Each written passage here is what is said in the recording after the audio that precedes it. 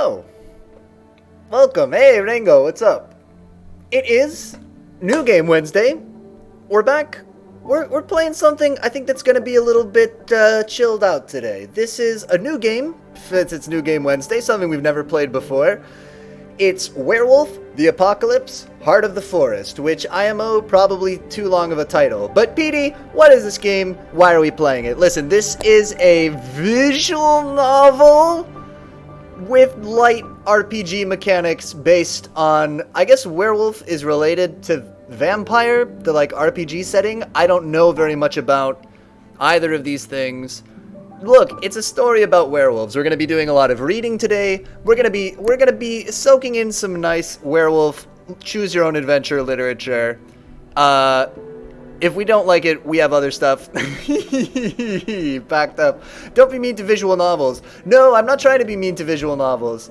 I think that I don't know this setting specifically, and so I'm worried that this is I'll be candid. I'm worried this is going to be like very edgy. Like a very edgy take on werewolves, but I don't actually know this setting, so I'm not 100% sure. Let's be nice to visual novels. Let's read them. The other reason that I would be mean is because my current theory of what makes a good game for me to stream is one where I don't spend the whole time reading things. Let's see this before we get started. Mostly alright. A little bit bad because I got banned from a channel for being a little spoilery. You hate to see it. I always feel bad when I get banned from a chat because I feel I ruin an experience or hurt someone in some way, even though I want the best from an experience, even though it probably isn't personal. I wouldn't take it personally, Rango. I think, like, honestly, and I'm kind of the same way too, I think that a lot of channels, just because there are people who are trolls and stuff out there, will tend to be very liberal in terms of who they ban.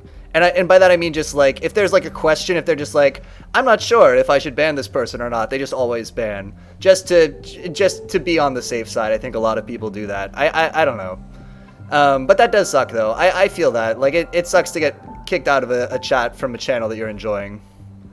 How do you feel about Vampire the Masquerade? That's the other thing I was saying, is I don't know Vampire either. This is related though, right? They're related. We also, if we love this, we have two more for Vampire the Masquerade.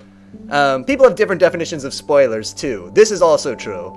Yeah, man. Some people will be like, I don't take it personally nowadays. Honestly, that's probably the right attitude to have. Yeah. Anyway, should we do a vampire story? I'm actually kind of pumped for this. I think we can do this whole thing. Well, I shouldn't say that. The how long to beat is like 3 hours, so probably we won't do the whole thing. But we can probably do a lot of this today if we like it. And if we really love it, like I said, we got more. New game. Your progress will be deleted. Are you sure? Yes, that's fine. I tested it out a little bit earlier. I mean, I understand them. I'd be a bit annoyed if someone said too much and get a bit salty, probably. Yeah, I don't know. I think Giant Spatula hit the nail on the head. It's just that people have different sensitivity to spoilers too. It's hard to know what's kosher. The trailer for Cyrano came out, and all the comments were that it spoiled the story. Everybody knows the story of Cyrano, right? Wait, are they making a Cyrano movie? So Cyrano is like, when I was in college and in high school, you know, I did a lot of acting and plays and stuff. And I always wanted to play Cyrano de Bergerac. Was like my dream. Who's playing Cyrano? Also, I have to up and assume she was at a different point than she did, so yeah. Right? With Peter Dinklage. Is he Cyrano? I could see it. God, Cyrano de Bergerac is so good. He's such a Mary Sue in so many ways. Just the best sword fighter, smartest guy, always says the right thing. But it's a good story, man. I don't mind though. My birthday's tomorrow anyway. Hey, happy almost birthday, Rango. Oh, okay. Well, now I gotta see Cyrano. I got a good old... We won't talk about Cyrano de Bergerac. Let's find out what the premonition is of. Start the chapter. It's well presented here. Okay, this is a game about rage and how it helps us do things that need to be done, as well as things that we later regret. Sometimes both. How do you feel about that? Are great. I'm always angry. I'm okay with anger when it's useful. Well, I prefer to think before. I'm okay with. Let's not sit on the fence on this one. Let's not be wishy-washy. I'm always angry. F it. Your rage is high, so you're the inspired warrior type. That's okay, there's no right path here. Just your decisions and their consequences. When you say consequences like that, it feels like there's a rough path. Yeah, fuck the consequences. Brooklyn Rage, oh yeah.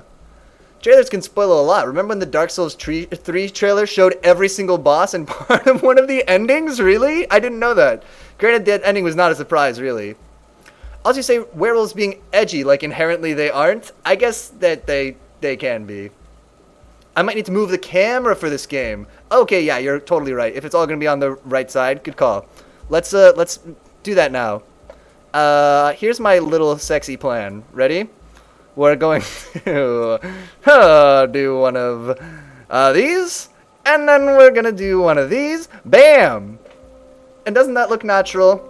I'm reflected, but hopefully I won't hold up any text for us to read. Oh my god, the editing on the fly. I look really weird when I look at it mirrored. I don't know why. Okay. The woods are full of stars. They flicker. Come closer. Run away. They want me to chase them, to play hide and seek. The woods are full of stars. I hunt. They dance around the tree trunks, float upon the gusts of wind that shiver through the branches, disappear among the leaves. Oh, we're brave, inspiring, and analytical, but only a little bit of each. I let out a howl, eager to run with them. I want everyone to know I'm there. Then they bunch up and fly toward me like an arrow. Rushing down, they're soon upon me, but just before the spear of light pierces my breast, they disappear, and the dark of the night returns. High rage. What does this mean? Is this because... Oh, it's telling me. Indicates that this version of the story happened because of your current stats. Okay. In the darkness, I feel the tangled roots of stories keeping the forest alive, and I finally catch the scent of the enemy. I jump forward. Sideways text is always good. Disco Elysium did it on the side, and it just feels smoother to read and nicely splits up visuals and text. We all know how Piotr will play this. He just effing, risky, evil murderer. I want everyone to know I'm there. High rage, Piotr when given the chance. It's fine. Then I wake up. Cold and alone. Okay, so it was all a dream. Confused, I open my eyes. The forest around me is thick, dark, and reeks of decay to such an extent that it's hard to breathe. Why am I here? ¿Por qué? My head is spinning. Why am I here? There must be a reason. The tree trunks, wrapped tightly in dark-leaved ivy, are covered in ripples of lichen where the vines haven't taken hold. The thorny, leafless bushes at their base are overrun with nettles. The fungi radiate with a ghoulish, sickly green light. Dark, sponge-like mushrooms cling to the fallen trees. Something is rotten. I can't shake the feeling that something died nearby. I look down and see my hands covered in a dark substance. I'm naked. A sticky, glistening film of liquid is clinging to my skin. I can feel it on my face, in my hair. Blood. What's happening? I'm inspiring now. I have no idea what's happening, but stories start forming in my mind. Someone has drawn strange symbols on my skin in the drying blood. Was it me? There is a severed head right in front of me. Alright, already with the head. Okay. I wince and touch it, or I'm gonna be sick. Let's touch the head. Some choices are hard to make and they strain your willpower. Okay. Overcoming my disgust, I gently touch its wet hair and watch as the head topples over. The face is contorted, the eyes bulging, the mouth open, as though the head were still struggling for air. I pick it up without thinking, high on adrenaline. And then, eyes open in the darkness. The enemy! I feel this is going to be very, like, haunted house spooky kind of spooky vibe. Not scary, but the really Halloween-y vibe. That's what I want. Those are the vibes that I'm after. I want jack-o'-lantern vibes.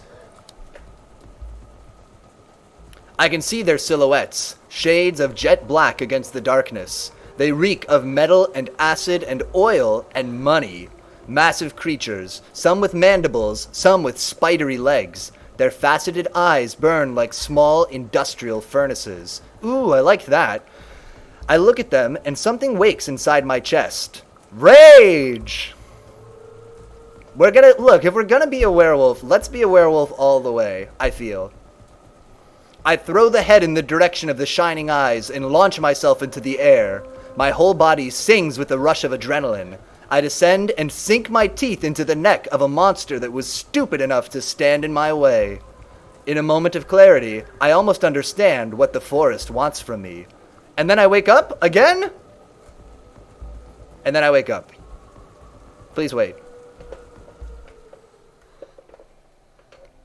Alright, so, prologue. Severed head. We threw it at somebody and then bit their neck. Probably a monster in the dark. The Echoes of the Eye DLC gave me that vibe. It wasn't super scary, but it had that Halloween-y vibe with some of the subtle scary parts of the main game. So I was expecting maybe some more actual horror of the DLC. Oh, I see, as opposed to the kind of... Campy isn't quite the right word, but I know what you mean. The kind of, like, spooky more than actually, like, frightening. Oh, cool! We have sunglasses! Maya? Maya, wake up! I jerked upright, irritated. My neck was stiff, and the movement sent a sudden, sharp wave of discomfort through my body. I wasn't in the forest anymore. I was in a bus. The sun streaming through the windows was making it hard to see. The girl next to me was touching my shoulder, disturbed. What happened? Or I pushed her away. Or what happened? I pushed her away. Anya is cautious. Without a second thought, I pushed her away, adrenaline surging through me. When your rage is high, you might say and do things you later regret. Good advice for anybody, really. What's wrong with you? She recoiled, looking hurt and scared. It was a while before she said anything. You were singing, I guess, in your sleep. I blinked. The memory of the dream was still there, and the overwhelming smell of the old forest.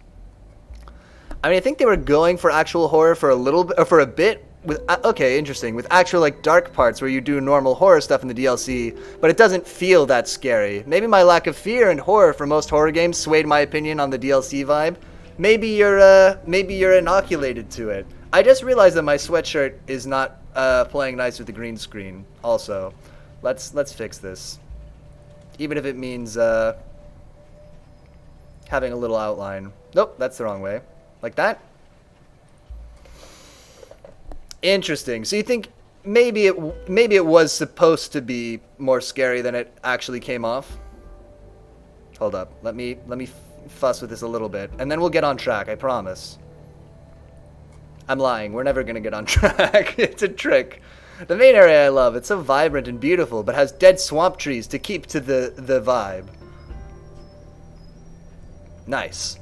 I liked the, I didn't get a chance to say very much yesterday, but I liked the soundtrack clip you sent me. The banjo music. There's something about banjo music that just, to me, feels very, like, cyclical and I mean, a lot of music, I guess, is kind of cyclical, but just banjo music, for some reason, it always feels like it's, like, on some kind of a weird loop that makes me crazy. It carves away at my sanity, and so I actually do find banjo music...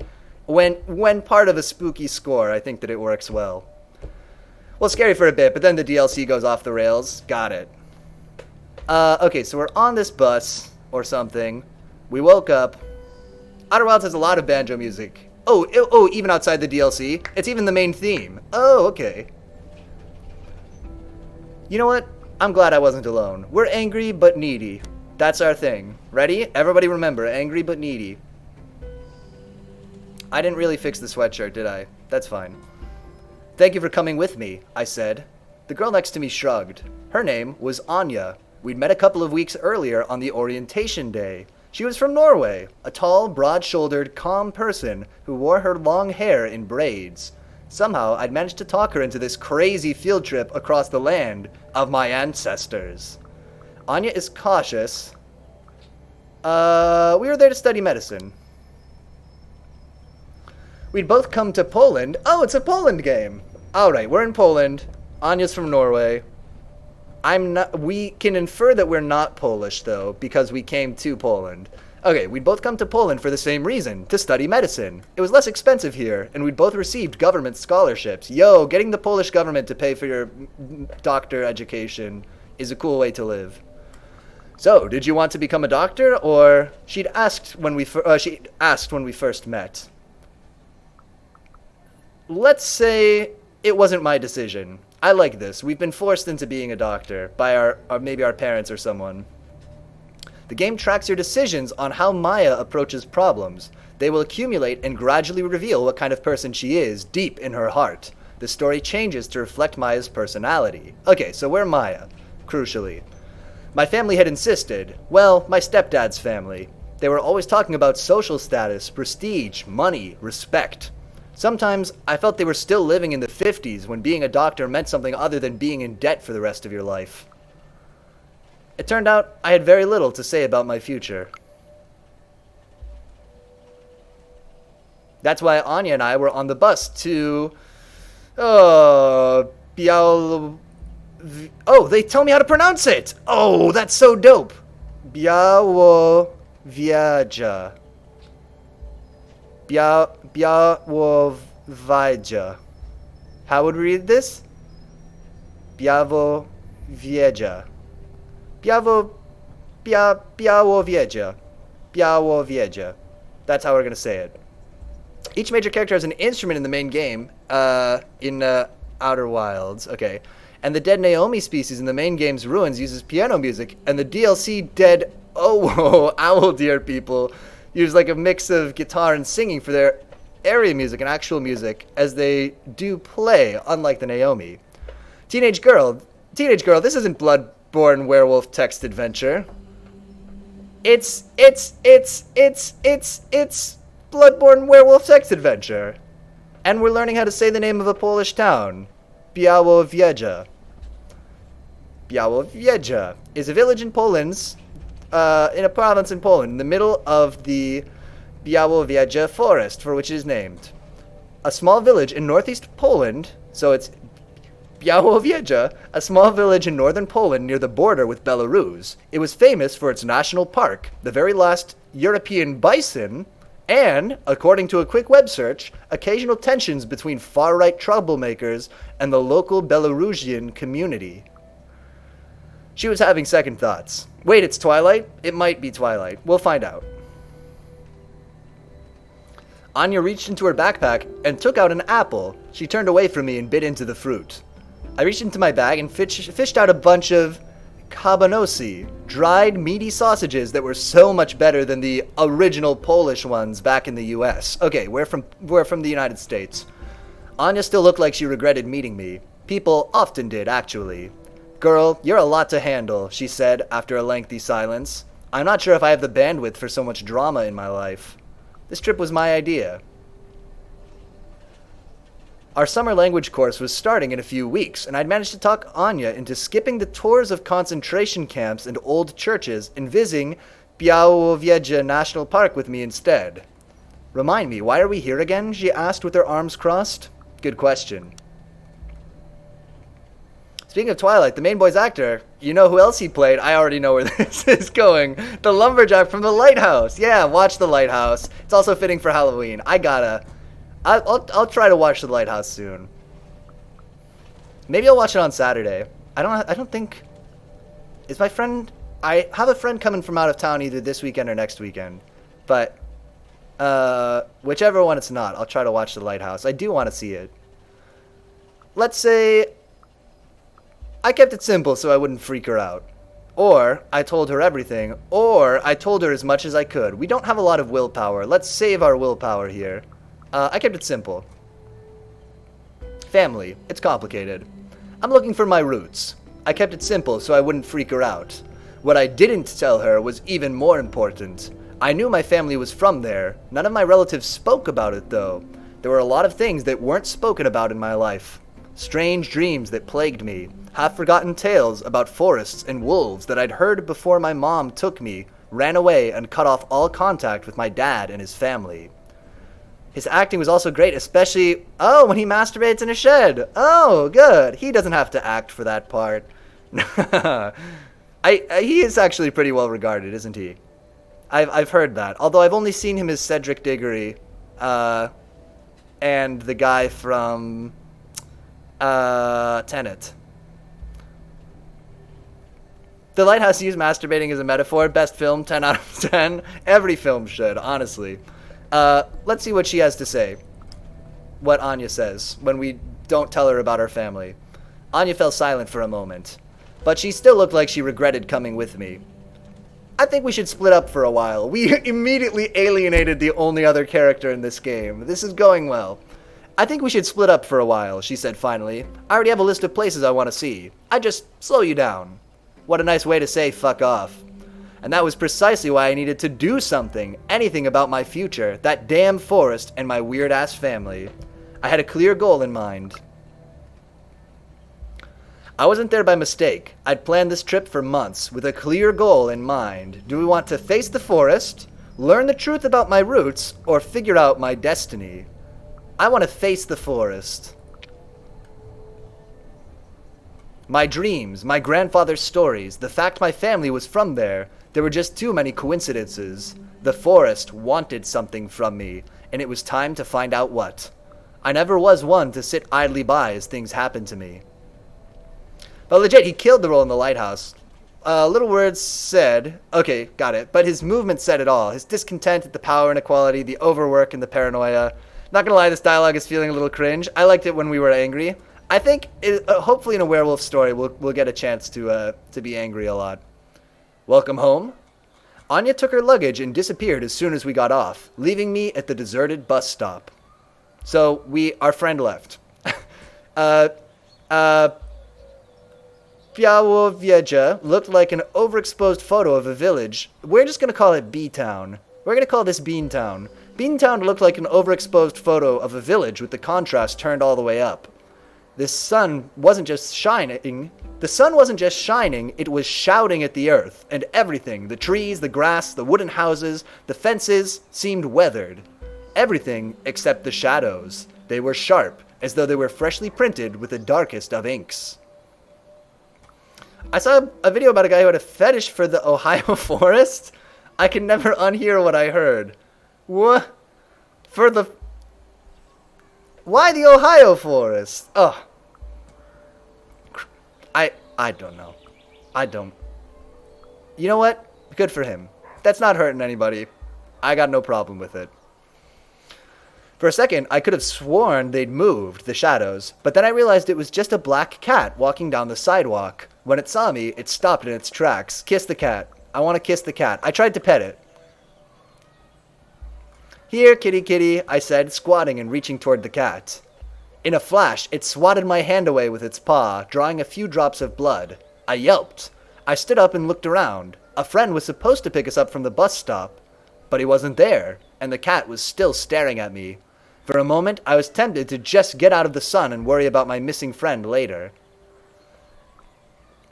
It had to do with his ancestors, aka definitely not unregulated drugs. I see. Definitely not. Should we storm off? Should we just be a dick to everybody? No. The meeting was just too important. We gotta meet this friend. We gotta face the woods. His name was Bartek. I'd met him online while researching Beantown. The man knew everything there was to know about local history. I asked him to look around for local stories about the forest. I'd hoped he'd found something. So I waited. And the creepy cat waited with me. Yay! We made friends with a cat. Bartek was 15 minutes late, flustered and apologetic. It was his dad's company, he explained while catching his breath. He'd had to help him out with some paperwork. Yeah, I don't really care. I didn't really care. Bartek, cautious. Everyone who meets us gets cautious. You're late, I snapped, and there was something in my voice that made him take a step back. He was tall, broad-shouldered, and had freckles all over his face. Gross. No, just kidding. Come on, I'll take you to your place. His accent was broad and very Eastern European. I flooded him with questions. Luckily, he loved talking about his home, so when I flooded him with questions, he kindly obliged. He talked about how the village had become a tourist destination, how the logging industry had moved to a nearby town, how the trains had stopped coming, and how the local train station had turned into a hotel for wealthy foreign hunters. Okay. The dozens and dozens of bison statues scattered around the village watched us indifferently. Remember, these are the last European bison lived here. We walked along the only street in the village, slowly making our way toward the outskirts. The trees were growing denser, their scent becoming richer and more pronounced. I took a deep breath. Local forest. So, did you find anything linking me to the forest? I asked. Bartek shook his head. Nothing. Absolutely nothing. Sorry. He was avoiding my eyes. A trickle of sweat ran down his temple. He was lying straight to my face. What the fuck, man? I threw my arms in the air. You wrote to me a few days ago saying you had something. But he just clammed up. You know what? I think you should drop it. I stopped. Also, I was saying earlier, most horror games don't scare me. Got it. I mix it very open and not mysterious with its creatures while also not feeling dangerous. I need a feeling of gravity or challenge to actually feel like a creature is dangerous. I get that. Yeah, you want some real stakes attached to what's going on in the game. Should we... Okay, so Bartek is totally stringing us along. He said he was going to tell us something about the forest, and we get here, and now he's not telling us anything. That was the final straw. F you, Bartek. I turned to Bartek, grabbed his shirt, and pushed him hard against a fence. I'd always been strong, and anger made me even stronger. His feet lost contact with the ground. I screamed in his face, or then I came to my senses.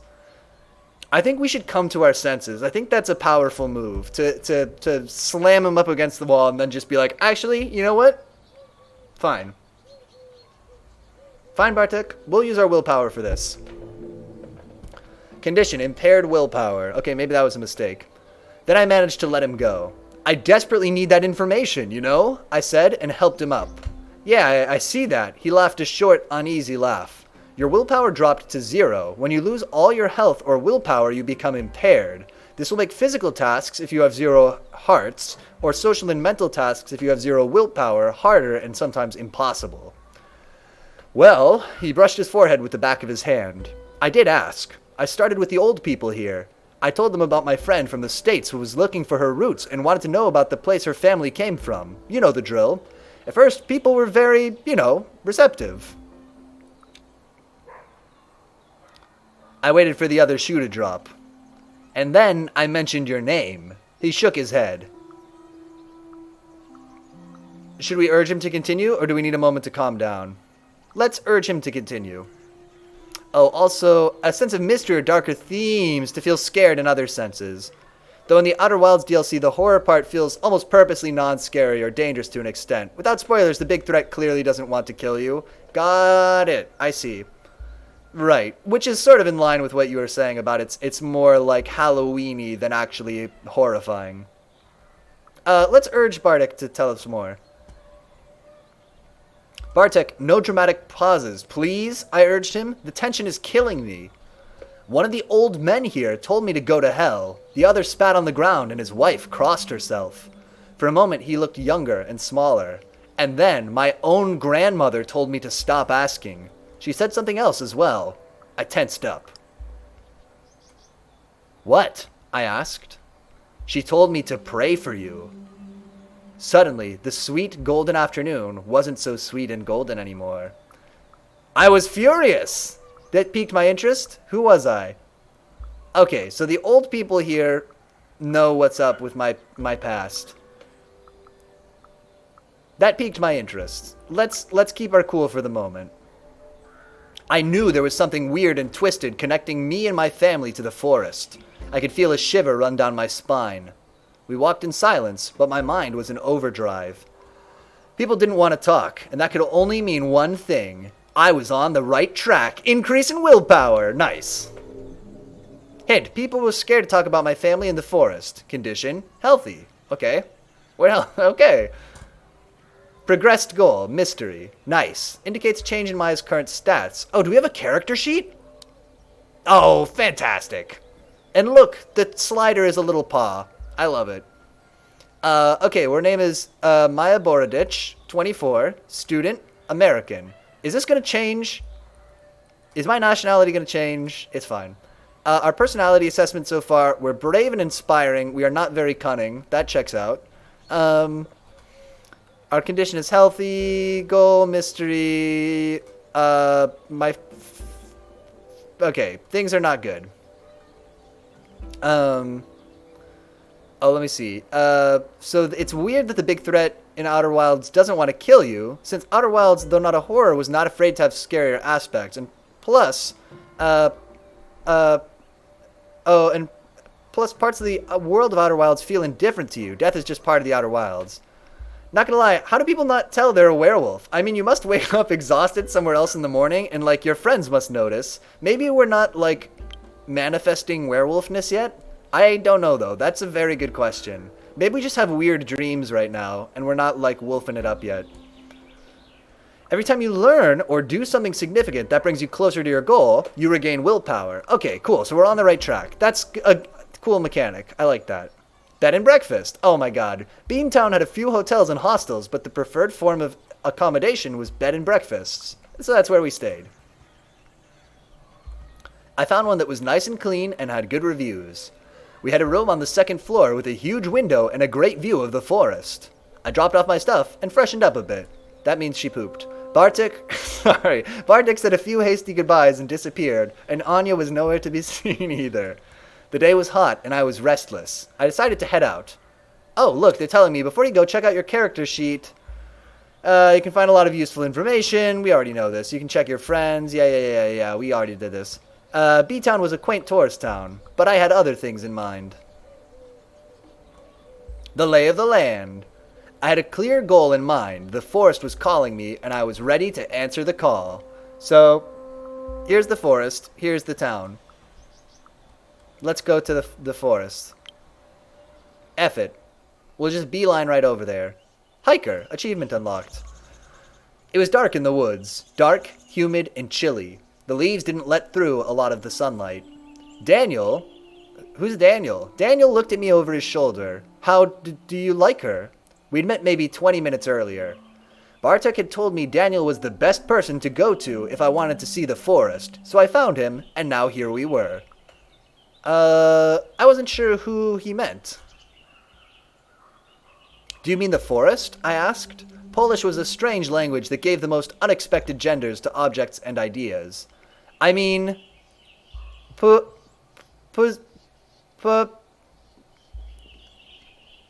Puszcza. I mean puszcza. He gestured around us. Not enough vowels in that word. I don't want to editorialize too much on a different language, but get some vowels in there. Look, there's 4 consonants in a row and 2 of them are Z's. He gestured around us. The word sounded like the wind rustling in the leaves. Puszcza. Puszcza is the right word, not forest. Forests are like fields or orchards, cultivated. He spat as he said it. And puszcza, she is older than even the concept of fields. He was using the word as though he thought it was a name. Those branches look like the antlers on the owl. It literally is echoes of the eye. I think this came out before, but yes. They are creepy antler owls. I can see it. I looked at the puszcza again. I looked around with fresh eyes. Brave increases. I felt it, or maybe brave is high. I don't know. I felt as though I'd entered an ancient battleground. Gigantic trees were locked in century-long wars for a place in the sun as the trunks of fallen foes decomposed slowly at their feet. Young plants and colorful mushrooms were fighting their own battles over the rotting remains. The trees that still lived stretched towards the sky like columns, holding up the vaulted canopy, which blocked out all but a few rays of sunlight. Something moved in the leaves. I fought the urge to chase it. It's hard to Oh, I gotcha. It's hard to design a system that makes players feel that makes them feel the kind of horror that you're looking for, you mean. I loved what I saw. Yeah, let's love the forest. Bloodborne does it. So does Hunter mode in Rain World. There should be more places like this, I said earnestly, or more of this place. Daniel lifted his head and looked me right in the eyes. Yes, you're right, he said. You missed a comment. I did miss a comment. Hot take, most games where you turn into a werewolf don't get it across well, as you're made or expected to kill as a werewolf, like some bloodlust overcame you, but most don't make you feel like one. Got it, but it's hard to design a system that makes a player feel like that. I see. Well, we'll see. We'll judge if this one gets the werewolf vibes right. So Daniel says, yes, you're right. He was a strange guy, slender but muscular, not the CrossFit type. It was more the kind of strength you get from working all day long in the open. His skin was weather-beaten and bronzed by the sun, like tanned leather, and he moved in a very deliberate way. But his fingers were slim and delicate, and his eyes were the strangest shade of yellow-green. Then I remembered why I was here. I wasn't judging this one yet. Okay, fair enough. I was just saying in general on the subject. Got it. I told him, let's be open with Daniel. I told him that I dreamed about the forest. There's a special reason I'm interested in the forest, I admitted. I'm not from here, I continued, but I think something secret connects me to this place. I dream about the forest a lot. Daniel stopped abruptly and turned to me, watching me for a while. His nostrils flared as though he were tasting the air. Yes, his face broke into a smile. I think our families might have known each other many winters past. Pushcha still remembers. Come on, he started walking. I know exactly what you need to see. That piqued my interest, will power up. Noise. Hint, the forest recognized me. This seems more narrative than systems. Like text-based games can be system-heavy, but this is a visual novel. This is definitely a visual novel. Yeah, agreed. There's a little, yeah, the like RPG mechanics are very, very light. So I was right. There was something hidden in my family's past, and it seemed to have a lot to do with the forest. With every step, I was getting closer to solving the mystery. So I followed him. At the crossroads. We have to choose a path, he said. There's the old wolf den, or I could show you the barrows first, or a clearing that some folks call a place of power. Let's go. Okay, the wolf den, the barrows, place of power. Let's go to the wolf's den. F it. I want to see some wolves. Just one small thing. We started walking, but after a few steps, he stopped abruptly like he'd remembered something. Then he turned to me. Could you do me a favor, please? He asked.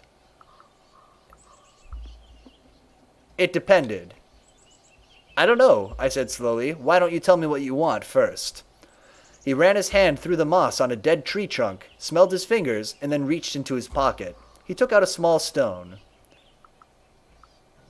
Something personal? It looked like one of those stones you treasure as a child and then grow out of. But he looked at the pebble as though it were still a treasure. I would like you to take this stone, he held out his open hand toward me, and throw it in the direction you think we should go. I did what he asked. F it, we'll do it. It's like some, Twin Peaks stuff. Okay, I said, reaching for the stone. I took the stone and closed my hand around it. It felt alive. It was warm, and I could feel it pulsating. I closed my eyes and thought about the wolf den, trying to imagine that place. I smelled fur. I felt warmth. I was safe. Throw it at a bird. Free bird, honestly. In fact, if you can get two, that's the real winner. I threw the stone. I felt my hand rising entirely on its own, and then throwing the stone as far as I could. It was a good throw. The stone flew in a long arc over the bushes and disappeared without a trace in the dense undergrowth. Great, Daniel sighed. I was asking for that, wasn't I? What happened exactly? 2 birds with 1 stone. Nice. You got it. What just happened? I was confused. You were accepted, he answered with a faint smile, before he turned his head deeper into the forest. Nice. Oh, the forest loves us. We're like super popular with the woods. The old den. The first thing I noticed when we stopped was a pine tree. A pine tree I knew. I remembered it. Small, twisted, crooked, and immensely powerful. Each bend of every branch had a story to tell. It's majestic, I thought suddenly. Months before that, when I decided to come to Poland, I dreamed of that tree. I was sure of it. Just like I was sure that under its roots I'd find a burrow, and a few feet away, another one, like two dark eyes gazing at me as I approached. Daniel passed me and approached the tree. He pressed his cheek against the trunk. Hello? He said quietly. Let's see. Also on Echoes of the Eye DLC, sorry if I'm talking too much about it recently. Yeah, it's alright. I solved the puzzle by accident without finding the solution like normally. Oh, interesting. So you just happened on the, That's funny when that happens in games. When you accidentally solve the puzzle without realizing how it's supposed to work. I knew the pine tree. We used to have cups of tea together on Sunday evenings. Listen. We're familiar with the pine trees. Probably would have been a better wording. Hello again. Let's be spooky. Oh, Pusha's friendly. Look, so in our relationships, we have a relationship with the forest, and the forest likes us. The forest is friendly. Pusha. Hello again, I said quietly. Daniel looked at me with surprise, but didn't comment. This is the den, announced Daniel. It's abandoned, of course, but still worth seeing. Why was it abandoned? What happened? I asked. Humans happened, Daniel sighed. He sat under the tree, leaning his back against it. It was a hot spring morning when they found this den. No one knows who the men were, even though it was only one human generation ago. There were 6 cubs here under the roots of this tree. He'd stopped stuttering and seemed to enjoy telling the story. I enjoyed listening. Oh no, they're gonna kill the little baby wolf cubs. And I enjoyed listening to it. There was something calming in his voice and the way he talked. His slow gestures and wistful eyes made me feel as though I was with the cubs on that hot spring morning. I don't think they wanted to hurt the wolves, he continued. They probably thought they'd been abandoned. That's why they took the cubs with them. Humans have this instinct that makes you try to befriend everything, especially if it's dangerous. Let's see. Outer Wilds is all about systemic sandbox moments. That can happen quite a lot. Got it. Though the DLC being more limited means less choice in general, especially compared to a lot of open solar systems in the main game, but still a lot of systemic solutions. I see. So when it's more open-ended, you're more likely to accidentally put together the pieces of a puzzle, I guess, compared to the more linear DLC. What would we say? Let's say not befriend, enslave. You mean enslave, I answered sharply, pulling something from the world and forcing it to work for us. I hated it, but it was how it seemed to be. I'm not saying it always works out, but the intention is good, and I believe the men who kidnapped the wolves wanted to do something kind, he continued. Anyway, they took them. Out of the 6, 2 lived to see the cold summer that year. The wolf mother used to come to the farm they were at and howl. People went gray if they heard her. I knew that howl. It was one of the more bizarre solutions I accidentally got as well, lol. And suddenly I heard that howl. I knew exactly how it sounded, and I felt despair and longing gnawing at my soul. I remembered how the cubs had reacted. They threw themselves at the door. Every time she came, we threw ourselves at the door, biting, trying to break free, to escape. I realized that Daniel was silent. I met his gaze. Do you feel all right? Are you sad? Don't be. It's not all sad. I felt for the cubs. I just feel for the cubs. I know a little about divided families myself. It's a metaphor! Oh. Yeah. That usually ended the conversation. Daniel sighed, looking at the tree in the burrow. The cubs that survived were sold to some people in H-Town, but after a while, both of them ended up in B-Town with the scientists. They have a station in the national park. One of the wolves, Kazan, was a celebrity of sorts. If you saw any wolf photos from here, they were probably of Kazan. He was even on postcards. Also, the animation for learning it weirdly cracked me up. It's like a slideshow, but like the guy in it isn't animated at all, but moves? So does he like slide around, you mean? Like they translate the still image? Let's say, what should we say about Kazan the wolf? They shouldn't have moved the cubs. Those men should have left the cubs where they belonged, I said, exasperated. Why did they interfere? They wanted to be kind, Daniel repeated. You can't condemn kindness. There was a slight gust of wind, and the tree creaked. I remembered that sound from my dreams as well, a sound that made me feel safe. I looked at the empty den. Will the wolves come back here? I looked at the empty den. Daniel frowned. No, they won't. This place is cursed for them. We fell silent. We looked at the burrows for a long time. This place is my friend, so I try to keep it important and respected. I think it's my mission, you know? I could relate to that. Let's just be weird with Daniel in the forest. I love it.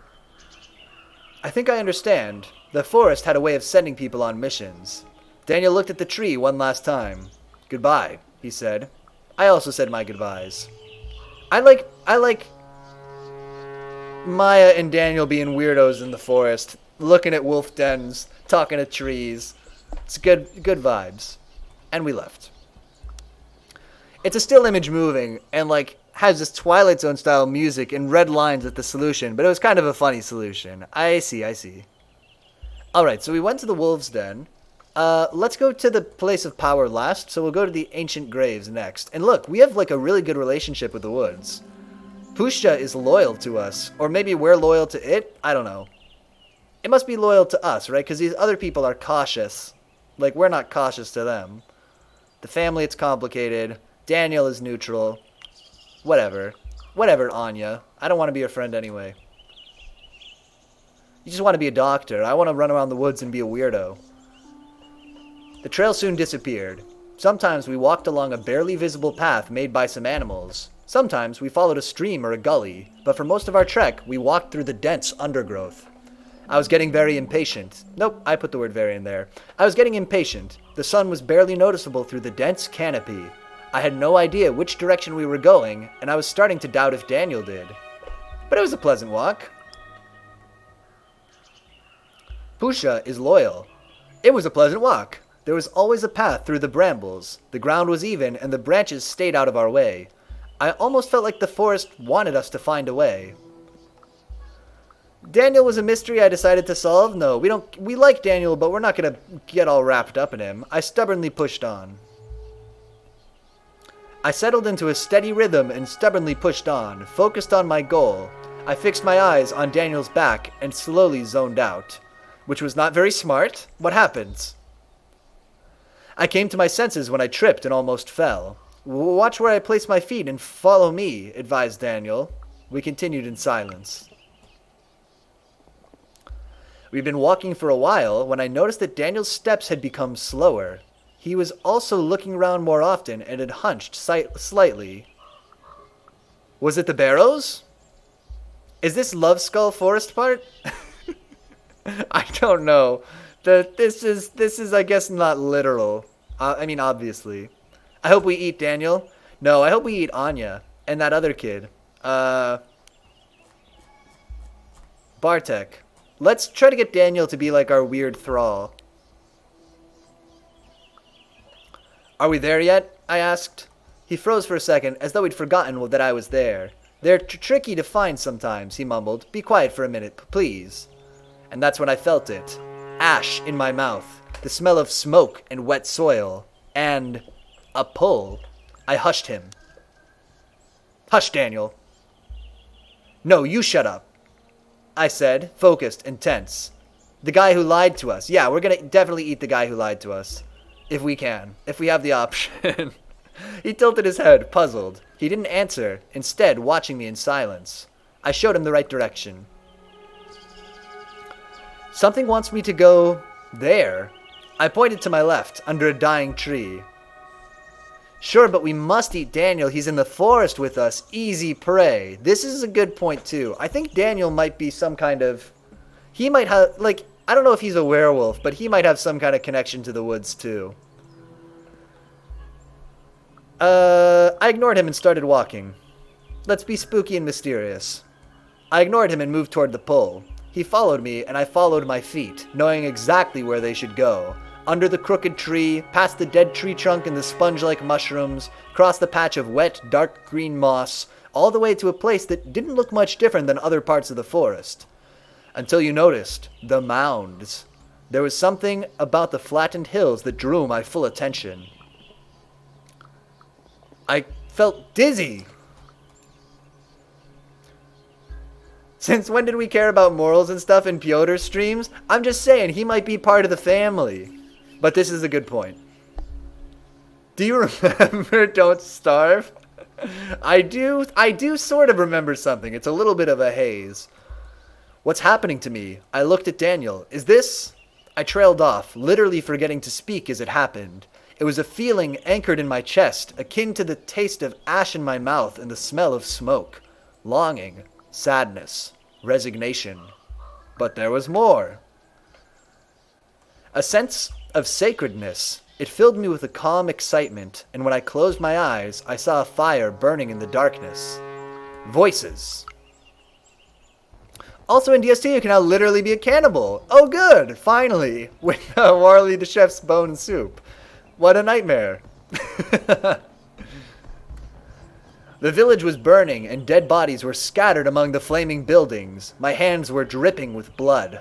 The dying crawled toward me, some in ancient Roman armor, some in rags, some in uniforms from the world wars, some in modern camo. Why? They asked, spitting blood and broken teeth. Why do you keep killing us?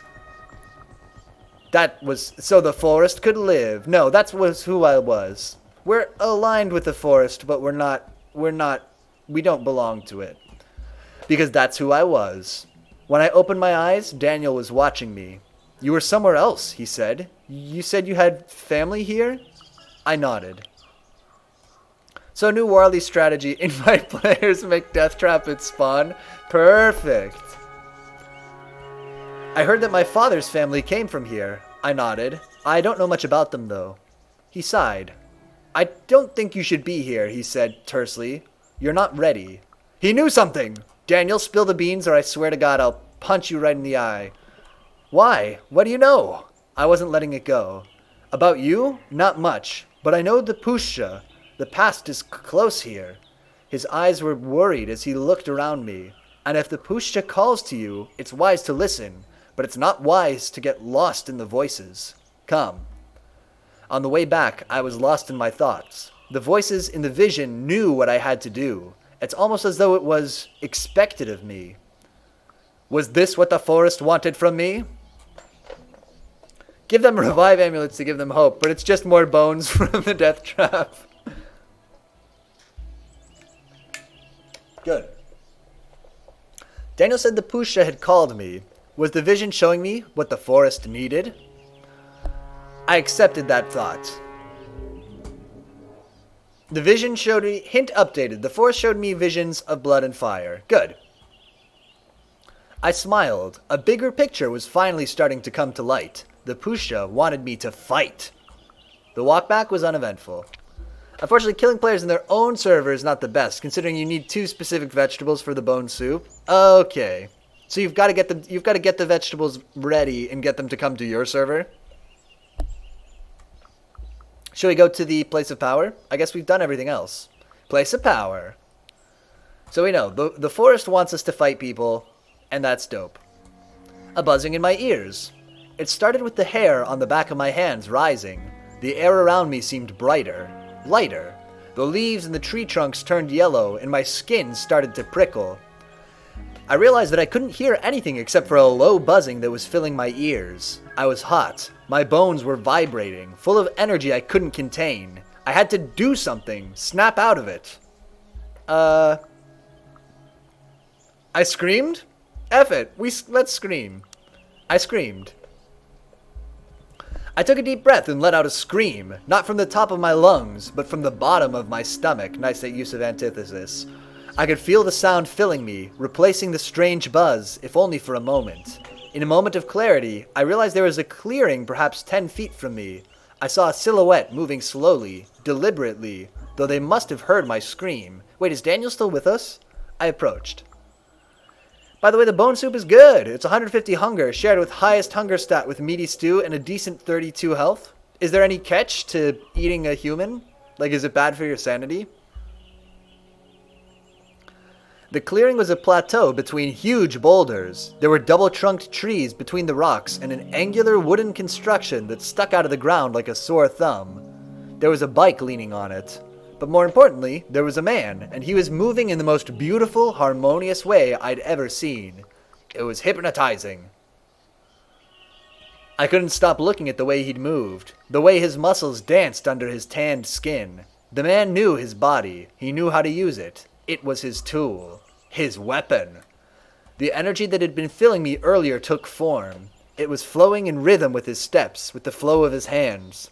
The words came out of my mouth seemingly without my knowing. What did he do? Never mind, it only needs one specific type of vegetable, but it's a rarer variant. Oh, but nah, it's all good. Oh, cool. Go cannibalism, I guess. The cannibalism meta. What? Ha! What did you do? He smiled. It's a little bit complicated. He stretched his hand toward me. I'm Cornell, he said with a hard German accent. Shouldn't you be on the logging site? Daniel asked him after I introduced myself. I need to center myself, he answered. The others are still there. Don't worry. It's also officially called the bone bouillon. Nice. Make a nice soup from a bone bouillon. This guy sucks, by the way. This guy seems intolerable. They were cutting down trees in this forest? Oh, and he cuts down the trees. Wait, logging? Here? I couldn't believe my ears. He smiled bitterly. Yes, logging. Here. That's why I need to calm down. This place is special, Daniel said. Some people call it a place of power, as I told you. And they have good reason to, Cornell added. Look around you. So I looked. It was a clearing filled with light. I could see Cornell's traces, a beautiful pattern on the ground. But there was one thing that caught my attention more than anything else. Seriously though, it's kind of neat. Nice use of bones, which is somewhat hard to get, but you end up with a lot of useless ones a lot. I remember we had a lot of bones and stuff from, like, skeletons that we found out in the world, right? Even in a single-player game. What do we notice? Fruit trees? No, let's not notice the fruit trees. If it was berry bushes, we would definitely click this. But fruit trees? No, no, no. I don't want to do anything that reduces our rage. I want us to be maximum rage all the time. So let's say the tower spoiled the serenity of the scene. Let's be pissed at the man-made thing. Why the fuck is that here? I said, pointing at the observation tower. I thought this was supposed to be a forest untouched by humans. People believe this was a place of worship thousands of years ago, hence the fruit trees, the stone circle, and now the tower. And indeed, there's a lot of energy in this place. You felt it, didn't you? Yeah. Yeah, I felt it, I said without enthusiasm. The Pushja is wounded and in pain, and it calls out in rage to anyone who can hear it. Here, this call is louder. You see, the logging, his eyes darkened, is slaughter. He looked at the trees for a moment. Every priceless thing can be destroyed by greed. Logging is illegal, of course, but illegal is sometimes just a way of saying a bit more expensive but still profitable, especially for huge corporations. The forest is hurt. The wound is getting bigger, as is its desperation. Let's eat all the woodsmen. Why doesn't someone sabotage it? I clenched my fists. Someone should sabotage the whole thing. You can't log without tools, and buying new tools will get unprofitable at some point. Cornell regarded me for a moment with a faint smile. You have a connection with this forest, don't you? You should come on to the logging site and meet everyone. I became suspicious. Did he know something about me, about my family, about my dreams? This guy was acting a little like he wanted to draw me into a cult. Yeah, we'll see about that, I said, shrugging. He also shrugged. I didn't take you for the indifferent type. Guess I was wrong, but you can't escape your destiny. He jumped suddenly and looked at the wooden tower and the bike I'd noticed earlier.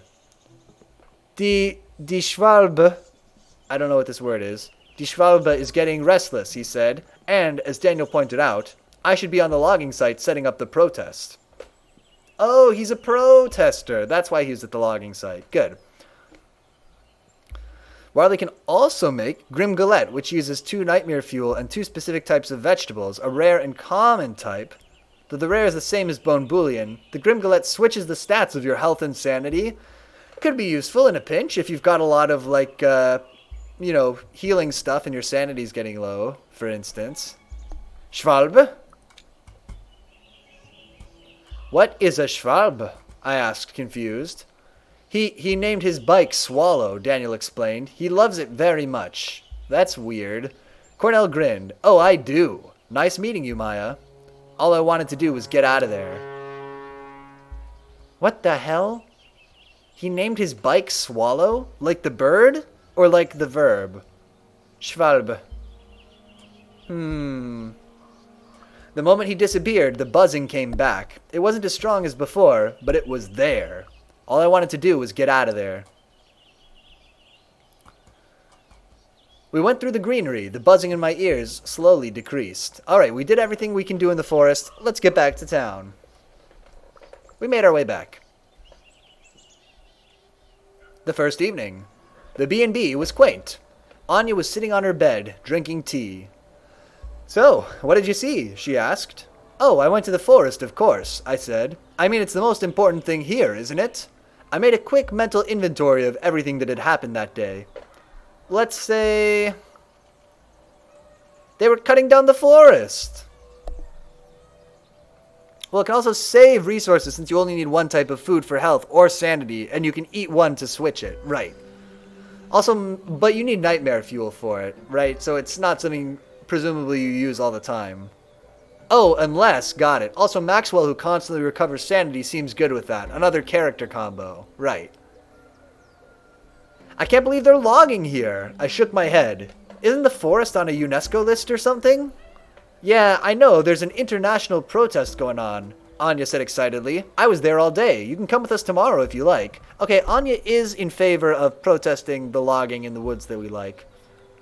Let's also say to her, I was moved by a story of the wolves. I was told a story about the wolf cubs that were kidnapped and died in captivity. I sighed. It stayed with me, you know? Nightmare fuel is actually super easy to get. Oh, just go insane and kill nightmare creatures. Alright, we were always short of it, but I guess we were trying to keep our sanity up most of the time. I was told a story, yeah. It's awful what we do to animals. She nodded. We can also say, Daniel was a strange guy. No, Place of Power made an impression. I went to this place of power, and I felt a strange energy there. And there was this guy who really understood what I was going through. Ooh, she looked excited. Mysterious energies in an ancient forest? So very magical, she laughed. I didn't feel like talking anymore. You know what? I'm seriously tired. Let's call it a day, shall we? Soon we were both in our beds, ready to sleep. I was tired, but also excited. And excitement isn't the best for sleep. I lay there for a while, thinking about everything that had happened and that might happen next. The wind from the open window lapped up over my skin as I watched the silver rectangle painted on the wall by the moonlight. Every time I closed my eyes, I saw the tangled branches, the stone Daniel asked me to throw, the leaves. I came here with one question, but now I have so many. I felt I was getting closer to my answers. Hint, I should go and see the logging protest. Okay. I felt that the answers I was looking for were within my reach. I should go and see the logging protest, find Cornell, and make him talk. After a long while, all these thoughts became blurry. They slowly started to turn into pictures, sounds, and colors. I drifted off. I want to turn into a wolf. When do I turn into a wolf in this game? Also, Warley can reach insane damage with his buffs from some of the foods, and mix in another character who gets a natural buff, like Wolfgang with Warley, OP. Nice combo. Alright, a night in the woods. In a big city, old men sit in leather chairs, lazily enjoying their ever-growing wealth. They watch B-Town on flickering screens. They watch me. I assume this is another dream. I feel the excitement rising deep within my stomach, then throughout my whole body. I am a weapon. I am a razor-sharp knife. I am a sword. I am a gun waiting to be fired. I'm asleep for now, but soon someone will use me, and I can't wait. I feel a pull. I feel a pull and surrender to it. I am pointed toward a clearing. There are piles of fresh corpses of people who died too young, skinned and mutilated. Their loved ones stand around them, grieving, unable to do anything, waiting. And suddenly, they are just trees and tree trunks. Wiley can put seasonal on any food with effects. Seasoning on any food with effects. One is chili powder that increases damage. Then he has one that adds electrical damage, which alone adds a little damage buff to wet creatures. Now damage is insane. So if you can use the... I got it. So it's a little damage buff normally, but for wet creatures, it's like immense. Someone will use me and I can't wait. I might have been half listening, but... Listen, we're dreaming that we're some kind of a weapon. I howl. I want to turn into a wolf. I looked at the moon and I howl. The trees are dead, and I'm the only one left to sing their story. There's a stench in the air like meat rotting in acid. But somehow worse. Is this ceviche? I see the monstrous army. Their mandibles are whirling chainsaws. Their long metal arms are wrapped with black pipes that look like glistening intestines. Their smell is vile. They wait, unmoving. I charge at them. This is like an environmental story. We're getting it, right? They're logging the old forest where we don't like them. Why do we want to be a weapon? Are we Doom Guy? Because we're an angry werewolf person. It's our dream to fight all the people who are cutting down the woods that we have this connection to. I try to breathe through my mouth as I run toward the machines. I hit and kick them blindly, screaming at the top of my lungs, and in my own screams I hear strange whispers. They tell me to look at the sky.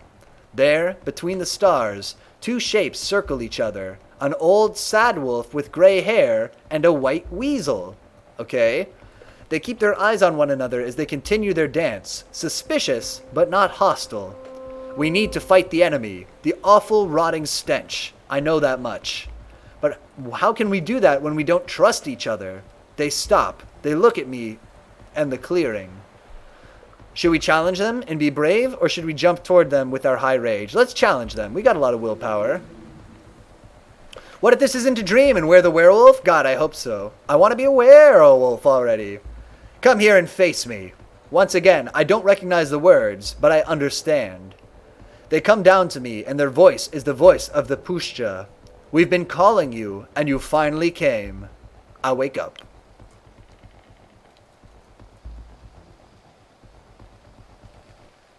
Please wait. Chapter 2, Logging. While we're here, let's actually do a quick break. Doom Guy is kind of evil. I mean, it's obvious, but the game acts like he's good. But the demons, though evil, literally chasing them, putting fear into them, to their home and continue killing them is kind of inhumane. Oh, I got you. They're evil demons, though. But no, I got you. I mean, the demons seem kind of like people, but demons in the Doom universe. Right. Maybe we should play Doom. Y'all want to play Doom 3? I played Doom 3 when I was a kid. And, like, it was very spooky to me at the time. I only played the demo, though. Is that game good? I could play some Doom 3. I want to show you today's featured hero clicks. In honor of this being a werewolf stream, I wanted to find somebody who was like a werewolf, but this was the closest I could get from the guys that I have. This is Wildcat. Wildcat has the worst costume in the world. I don't know. Can I get it in focus? That's not really in focus at all. He looks like terrible Batman, basically. I wish I could show you better. But yeah, he's the worst. He's wearing like a black leotard and a cat mask. His name is Wildcat. I have no idea who this character is. His allegiance is JSA, which I also don't know what it is. But yeah, that's Wildcat. He's a goofy dork. And he's 54 points. And he's today's featured hero clicks. So, I know, 54 points. Wildcat, there you go. And Doom 2016. Original Doom is the demons attack the station, then you end up in hell because you die. Doom guy's evil, confirmed. Oh, right. Imagine dying, going to hell, then just shooting everyone there. I mean, hell in Original Doom just looks like some kind of military base. Yeah. Could you imagine? Could you imagine? Shall we do some logging? Chapter 2? So I hope, what I want to happen in this story is, I want us to turn into a werewolf and go ham on the lumberjacks. But we'll see. We'll try to push the story in that direction as much as we can. The next morning was full of sunshine and birdsong. I could smell the heat of the afternoon building. Oh, got it. I could smell the heat of the afternoon building. It's not a building, it's the verb. Those long, honey-like hours in late June when the earth isn't tired of its own warmth yet. But it was crisp and pleasant now. Hell doesn't seem that horrible. Like it's bad, but not like eternal torture. Oh, in Doom? Yeah. It's just another place you could be. Let's get up. This is us, by the way. We look like this. We're Polish. Well, our ancestry is. We're at least half Polish, right? Because our dad is from this town. I sat my feet on the bed for a moment. Nope, I sat on my bed for a moment, letting my feet dangle from it. I felt angry. The weight of the previous day had coiled up somewhere in my chest, and it felt like a tiny merry-go-round gaining speed. And there was the dream. Then I remembered the dream, the clearing, the animals in the night sky, waiting for me. I took a shower, ate something without really paying attention, and went out. Anya stayed behind. Interesting. So maybe Anya could have come with us if we'd been better friends with her. I was halfway through the forest when I realized I was walking toward the logging site. Protests? Activists? Answers? What if the space station just before it actually instilled fear and worry, traumatized Doom Guy, and that's why hell is like that for Doom Guy? Yeah, I guess we don't really know very much about what Doom Guy's actual deal is as a person. I was so focused on my anger and the turmoil in my head that I didn't really care where I was going. When I snapped out of it, the sun was shining, the village was far behind me, and I wasn't sure how I'd gotten there. No more stalling. It was time to set my plan in motion. So what exactly was my plan? To stop the logging. I came here to stop the logging. I looked around. On my right was the ancient forest. On my left was the freshly torn clearing. Ahead of me, ruining the view, were huge logging machines and a group of people arguing in their shadow. A perfect picture of the battlefield seconds before the first shots are fired. Doom Guy returns to hell in Doom 2, not because they destroyed Earth, but because they killed his pet rabbit. That's a classic, like a John Wick motivation. Very, very, relatable. Alright, what are we doing? Let's look at the machines.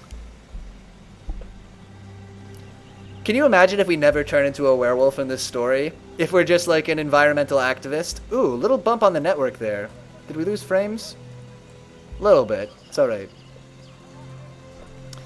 Doom Guy honestly seems like a kind of cute-hearted guy outside the suit in original Doom. Then again, he also gets so happy with like a chainsaw. So yeah. Yeah. Cute might not be the word I would choose. I've seen those execution animations. I'd never seen a harvester before, and I was shocked by the vile ugliness of the machine. There were 3 at the site. Their long metal arms were wrapped with black pipes that looked like glistening intestines or weird hanging sperm sacs. Ew. And they reeked. The stench was dark, rancid, and putrid. Yet none of the people there seemed to smell it. Not the reporters, not the police, not the loggers, nor the protesters. I couldn't understand. The clearing was full of that smell. I saw a familiar face among the protesters. Is it what's his face? Cornell was arguing with a woman with gray dreadlocks. The protesters were clearly conflicted. But I had business to do. The Doom 2016 starts with this awakening as like the harbinger of the end in hell must smashes everyone. Pyotr Bizzle, the original, didn't have execution animations. I know. It's the same character, though, right? He's Doom Guy. I had business to do, so I went towards them. One of the police officers, young and nervous, said something I didn't fully understand. I ignored him. I tried to walk past him. He stepped in my way and slowly assessed me. "Oh," he said, "you're one of them," and then let me go. Then I noticed I wasn't alone. And then I noticed that someone used the commotion to sneak with me past the police, a girl with disheveled, bleached-out hair. "Don't worry," she said. "Don't worry," she patted the officer on the arm. It was an awful pickup line anyway. He recoiled. "You shouldn't touch me, ma'am." I rolled my eyes. I guess I thought it was like a new universe of Doom, but it's the same character, right? It's not like the same, there's not like a Doom single timeline. But Doom Guy is Doom Guy in every Doom, in like the original and in Doom 2016, right? I rolled my eyes and wanted to say something, but I was interrupted. Pat. Cause Mario might not be the same, well, maybe Mario's a bad example. So after last original Doom, IDK how many original Doom games there was. He gets put in the coffin by demons after doing crazy shit. Okay. I don't know. I guess I don't know all the Doom lore. I also feel like that's not really the point of those games, if I'm totally honest. I rolled my eyes and wanted to say something, but I was interrupted. "Pat," Cornell called her from the gathering. "Could you come here? I need to show Olga the chart." She sighed, reaching to her backpack and taking out a tablet. "And they're at it again," she murmured under her breath and winked at me. "Coming." True, but it can be argued by some that they were written by different people, so are different characters, essentially. Ooh, I don't know if but IDK what to think. Me neither. That's an interesting question. Can two different people write the same character and have it be the same? I want to say yes. I hadn't really thought about that. And I get that what's a character that a ton of people have written? You look like a Sherlock Holmes, right? And it would certainly be true that Sherlock Holmes in the Robert Downey Jr. movie is a different character from Sherlock Holmes played by Benedict Cumberbatch, is a different character from the one played by all the different Sherlock Holmes characters. But they're the same. I think if it's the same franchise, though, I don't know. I would kind of think of them as the same. They're trying to do the same character, I think. Deep Doom lore moment. F Dark Souls. We have Doom lore. Oh yeah. That's hypothetical, though. I overall agree they're the same character generally, but sometimes they're just different when written in such different styles. Yeah, it's an interesting question. I rolled my eyes and wanted to say something, but I was interrupted. Oh yeah, we did this already. I went towards the activists. As I walked towards Cornell, I heard more and more of the argument. "Olga, you can't," Cornell was saying. Pat stood next to him with her tablet. She looked a bit amused. "Do not fucking tell me what I can or can't do, Cornell," the woman with dreadlocks interrupted. "I can because they are destroying our mother. I can fight with all the means at my disposal, even if that means burning those harvesters to the ground. I'm on board." I noticed Daniel standing near her. He took a few steps back, went toward one of the harvesters, turned his back on all of us, and pissed on the machine. Nice, Daniel, nice. Olga smirked. "Ah, Daniel, you know how to bring the point home." He looked at her, confused. Cornell raised his eyebrows. "Burn the harvesters?" Cornell asked calmly. "In this drought? Olga, are you out of your mind?" "You know what I mean. We fight them any way we can, because this is a fucking war," she spat. He sighed. "You've never seen real war, and it shows. Nobody is shooting at us, and believe me, we want to stay that way. We need a peaceful protest." "No, Cornell, you're wrong. We need a goddamn werewolf protest." I approached Cornell. "When do we turn into a wolf?" "Hi, we need to talk," I said, approaching Cornell. "Hello, Maya. Could you wait? I'm right in the middle of something here." "In the middle of something?" Well, it looked like I had to bring this something to an end. I looked at them. I looked at them both. Olga with her fury and passion, Cornell with his cool professional demeanor, and shared without any reservation what I felt about the situation. It wasn't a war. Yet. Yeah, especially since Sherlock's had such different mental conditions. Original Sherlock's was probably on the spectrum. I actually agree with that, yeah. Which kind of feels a bit ableist in a sense that later ones make the characters seem completely insane social isolationists. And the BBC ones make him a sociopath, something no one on the spectrum wants to be compared to. That's an interesting... That's actually, I had never really thought about that. But you're right, that it definitely seems like the character is written as though he's on the autistic spectrum. And that, like... Given that that's the case, if we take that as the case, which I think there's a lot, you know... Because I've read some of the old Sherlock Holmes stories. I think there's a lot of defense for that take. And so then would we say that other adaptations are also comments on you know on autistic people? I don't know. I guess it depends. I mean intentionality must matter to some degree, right? Because it's not set in black and white, like, you know, in this, like, and I actually don't know. I don't know enough about the history of, like, psychology and stuff, I guess, to know if that's like that would have been recognized at the time as, like, a thing that somebody would be on the spectrum, or if they, like, because my thought is, like, maybe they didn't even have, like, language for that really at the time if it wasn't, like, studied. I don't know though. I gotta be careful. I don't really know what I'm talking about, but the point I'm trying to make is I think that it doesn't make me feel as weird, because I think you can't. My point is, I think you can read Sherlock Holmes and not realize, oh, this character is probably autistic or probably on the spectrum. And if you do that and write your own adaptation where you take it in a different direction, I think that's, I guess, maybe ignorant, but okay. I don't know though. I'm not a big Sherlock guy. I don't know a huge amount. I haven't read the original books, but seen some of the game directly written from it, and heard a lot of people say that. I definitely think so. In the books, he's, like, very, you know, solitary. He's very disconnected. He's you know, he has an attachment to Watson, I guess. Oh, you ought to read the books. I would recommend them, actually. I think even though, you know, for a book that's over 100 years old, or for books that are over 100 years old, I think they're very readable today. I read a lot of them when I was a teenager. I never got through all of them, but if you read, like, what's a good one? I really liked The Sign of, is it The Sign of Four? The Sign of the Four? Let me see. I think that's a really good one. Sherlock Holmes, The Sign of Four. Yeah, I remember really liking that story.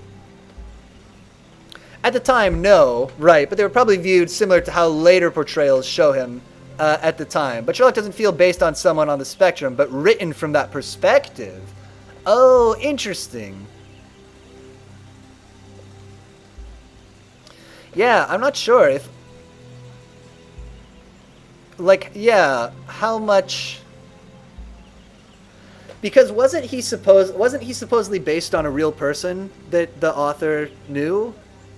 Who was like, I can't remember. I don't know. I don't remember enough about this. I don't want to say a bunch of speculative citation needed stuff about Sherlock Holmes. But anyway, it's an interesting to say, like, are all those, getting back to the original point, I guess, it's interesting to say, like, aren't all those the same character, really, if they're all written by different people doing different takes. Anyway, let's burn down these logging machines.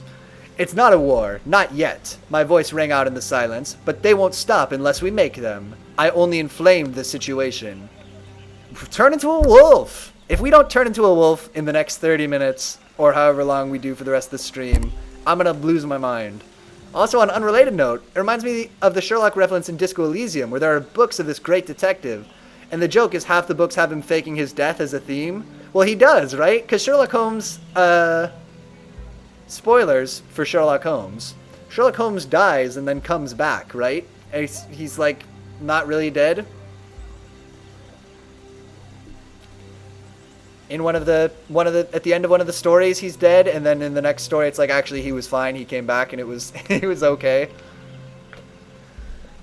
The argument attracted more and more people. Someone old shook their head and moved forward. They had deep wrinkles, a narrow mouth, and the unisex grace of a tired, heroin-preserved rock man. Like Mega Man? Rock Man? I'm not familiar with the term rock man. They looked out of place. They looked out of place with their shoulder-length, disheveled hair, a clean shave, and eyes highlighted with eyeliner. Bright blue nails, heavy army boots, a red skirt, and a tank top completed the look. And pins. Lots of pins. All kinds of LGBTQA plus flags, anarchist and pacifist symbols, and I think some German band stripes. I observed them curiously. But IDK, I wasn't making a big criticism of later portrayals. Oh, I didn't think so, yeah. But I was just thinking. It's an interesting thing to think about, yeah. Oh, and also I missed, and that actual police work isn't so exciting, and we as a detective in the game is a mess. Yeah. Right. Yeah. Actual police work, I think, is a lot of paperwork and stuff. Olga, darling, you know I love you, but Cornell really knows what he's doing. Please, trust me on that one. They talked to Olga, but kept glancing at me, as if to check out how I reacted. Fuck off, Kim. You don't even trust me enough to come here on your own when I asked you to. There was a woman at Olga's side. I don't care about these people. When have I turned into a wolf? Next to Olga, there stood a woman, and she was the most beautiful person I'd ever seen. I couldn't tear my eyes off her. She had a perfect hourglass figure, long braids, and the most stunning cheekbones. Her eyes, slightly slanted, were a weird shade of blue, deep, almost purple. She had a peculiar accent. We've met Lisa. Kim, you want to teach me about violence? She looked him straight in the eye. About fighting oppression? Just because your boss went to what? One mission in Afghanistan? Her Polish was peculiar, kind of mellow. Cornell winced. Lisa, leave Kim alone. He didn't know what to say, and it seemed that the whole discussion would be derailed. Maybe it was for the best. We gotta get out of this conversation. I let them solve it their way.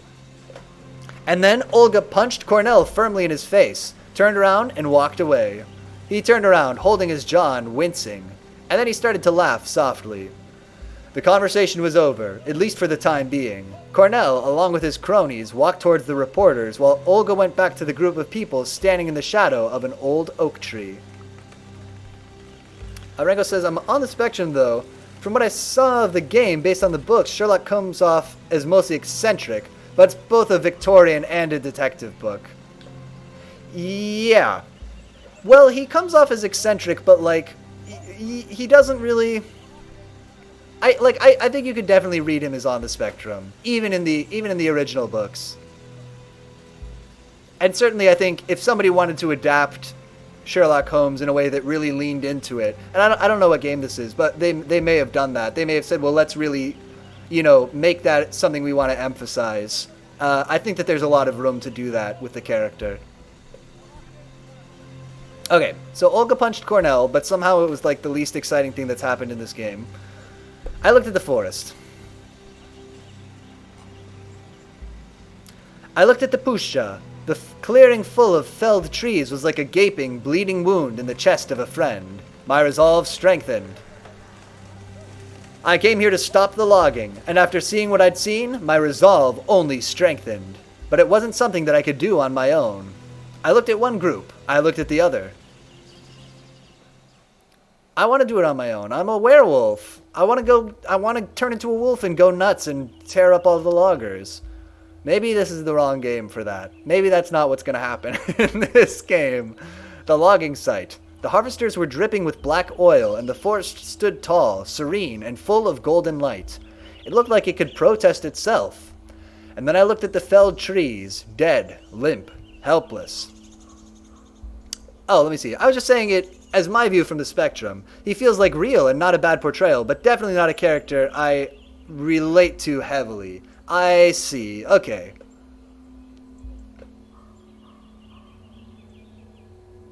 Comes off as mostly eccentric. I got you. Okay, that's fair enough then.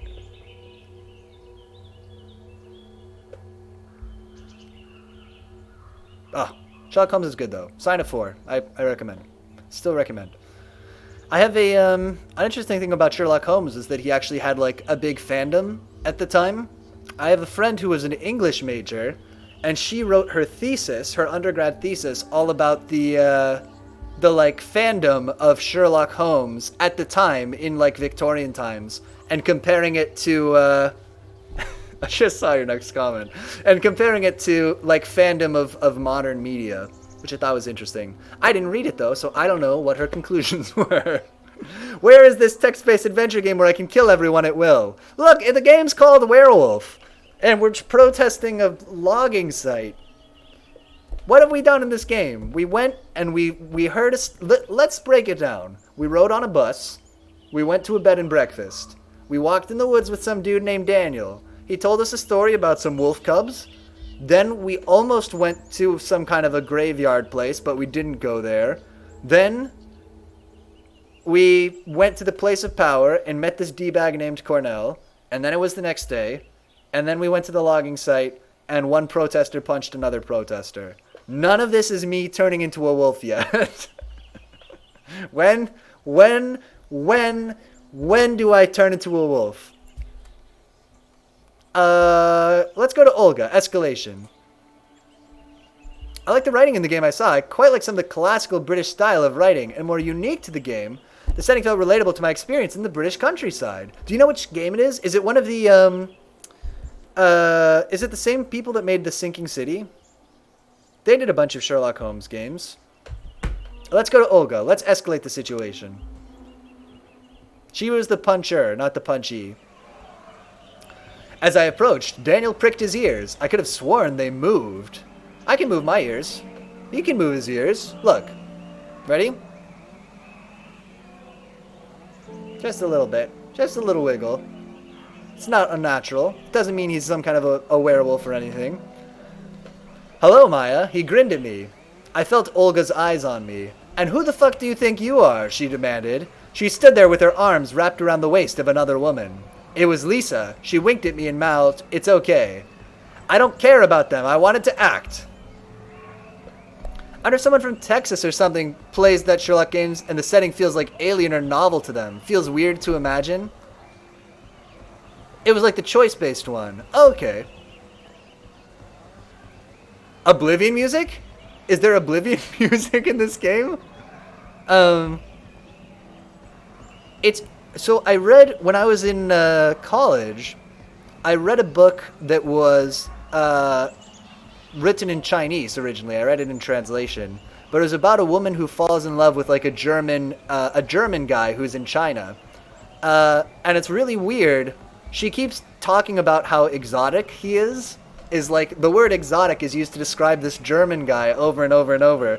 And it's weird reading it as somebody, you know, from America. I'm like Germany is not an exotic place to me, but it's all just a frame of reference thing. Not that choice-based, but it was like a telltale kind of dialogue tree, but linear. Oh, but linear. Okay, not choice-based. Bad wording. I gotcha. Right, so it's not like it's branching out to totally different things happening in the story. Okay, let's keep burning bridges with all these people. I couldn't care less about her opinion. I knew why I was there. I'm someone who wants to burn those fuckers. I pointed at the lurking shapes of the harvesters. Lisa nudged her. See, honey, I told you. It's obvious. I looked at them again. Olga rolled her eyes. I had more time to look at her now. She was wearing combat trousers, sandals, and there was a small, silver, double-bladed axe hanging on the string around her neck. The labrys, a lesbian feminist symbol. She wasn't hiding where she stood. Okay, this is like the 5th time they've told us she's a lesbian. We got it. Arson for protecting the forest? What is this idiocy? Yeah, and that one guy was like, it's really dry right now. If you start a fire, you're gonna burn down the woods. It's fine. I want to burn down the logging machines and eat a lumberjack. She acted like she knew something about me. I feel like there's something personal going on here, I said bluntly, but I don't even know you. Oh, Maya, but I know about you. She laughed bitterly. When the Pushcha is under attack, she reaches out and picks someone. This time, goddess knows why, she picked you to help her. She seemed to believe it. We'll power up. Hint, the Pushcha has reached out to me because she was in danger. I looked at her, skeptical, but he seemed to believe it. The question is, she looked at me as she paused, will you do it? I misread one of those options, half looking as, I am the Joker. Just partway through this story, just reveal that we're the Joker. By the way, I'm the Joker. Oh, they should put it in. Honestly, devs, patch it in. We want one where we turn out to be the Joker halfway through. Before I could answer, there was a commotion, a change of mood. Olga stiffened and looked over my head. The police were coming! The police were coming our way. Officers, Olga said, hissing the words through her teeth. Ma'am, said an officer whose round face was adorned by a mustache that looked like a shoe brush. Disperse. Joker origin story. This is it. This is how he became the Joker. He was a young female student visiting Poland to get in touch with his werewolf ancestry. Let's say I got ready for a fight. Let's fight the cops. Fuck the police. Disperse, repeated the officer. Or what? I stepped forward and looked at him in the eyes. I looked at the cops, disgusted. Yo, someone straight wrote in gay character. Why must we be reminded that they're gay? Someone straight wrote in gay character when we must be reminded they are gay. I don't quite know what you mean by that. Is this like a love interest, or do we care much about their sexuality? I don't know. I'm not sure. I don't know why they keep telling us that. Let's look at the cops, disgusted. It just makes the character seem like a stereotype, right? If they're just like, hey, and the thing about this character is she's a lesbian, and she's a lesbian, and she's a lesbian, and she's a lesbian, right? It's like, I want to know, is there going to be more to this character, or is that just who this person is? When did riot police get here? Didn't we just start protesting like 10 minutes ago? I think the protest has been ongoing, so probably there are police like ready to respond. I don't know though. I could see their faces covered in sweat under their helmets. I could smell the stench of sweat from their bodies lingering in my nose and throat like a putrid acidic mist. The cops reached for a megaphone. You are trespassing on private property and are a danger to public order. I could feel the adrenaline start to surge in my veins, and suddenly everything was calm and clear, almost peaceful. I must have moved, but I didn't feel it. And there I was, right in front of the officer. I laughed at him, or I pushed him. Let's push. You really shouldn't push a police officer. Let's push him. I lifted my arms, pushed against his chest, hard. And then all hell broke loose. I started kicking the officer. Police? Hostile. Okay, that checks out. The officer went down and I started kicking fiercely to keep him there. I didn't know what came over me, but I fought like a beast. I stood on 3 armored cops and I smashed them around like bowling pins. You are trespassing in private property. I don't think that's why you bring in riot police. The police are just serving the corporate interests. This is to be expected. Should we not notice the reinforcements, or should we look around? I looked around. Punk. We got an achievement. I kept enough of a cool head to notice more officers coming, and I retreated. I heard harsh, menacing voices. I heard screams. I heard people running toward one another, the police crashing into the protesters. Some of them fought back. Some turned and ran, and some sat down on the ground, only to be dragged away. I saw the reporters. The journalists came running, finally finding something worth moving their asses for, but some of the officers quickly stood in their way. There was a quick exchange of profanities, and then the cameras were lowered. There would be no evidence of police brutality in the media. At least, not today. Don't do anything rash, said Olga, dragging me away. You've done enough for today. I hoped it was praise. Goal, stop the logging at any cost. I hoped it was praise, not a rebuttal, but didn't dare to ask. All right, so we got in a little scrape with the police. When I was on the road to the village and nobody could see me, I stopped and screamed. A startled flock of birds took off from the trees nearby and filled the air with feathers and movement. I was alone, or so I thought. "Hey, let me help you," a voice behind me said, and I jumped. A woman was looking at me with concern. What happened? I was fine. "I'm fine," I croaked. My throat hurt. She rummaged in her backpack. "Here," she said. "I have water if you need some. I actually could use some water myself." We walked slowly toward the village. We talked. Who is this person? Oh, she's from the press. And she's sympathetic. I learned that she was an independent German reporter who'd come here about a month ago. Her name was Erica. "So, why are you protesting the logging?" she asked after a few minutes of small talk. Random thing on werewolf teen stories. Why don't they seek help or someone when they see try and get help? Instead, it feels like they get in dangerous situations almost purposely, unrelated to the protest. I don't know. Yeah, why is it? I guess turning into a werewolf maybe is hard to explain, but yeah, I don't know. It definitely feels like a trope that they just do the werewolf thing all by themselves forever. It was my civic duty. We're doing all the high rage options. "I haven't been here for long," I answered angrily, "but I've already learned that Poland is ruled by a right-wing party who are total climate catastrophe denialists. I feel Polish, and I have all the right to protest." I looked at her. "And why are you asking?" So this is actually an interesting way to view this also, is that we just showed up and one day later we're protesting this logging. Why do they have a million characters we never see again, and why do they keep feeling like a love interest in the pictures? I also get that vibe. Yeah, look at them walking together. I don't know. Maybe we'll see these people more. Wait, aren't we in America? Did I get mixed up? So we're American, but we came to Poland to go to medical school because apparently the government will pay for it. And so we're in Poland. Our dad is from Poland, but we apparently didn't know him very well. Yeah. Yeah, you're right. Look at all these characters, though.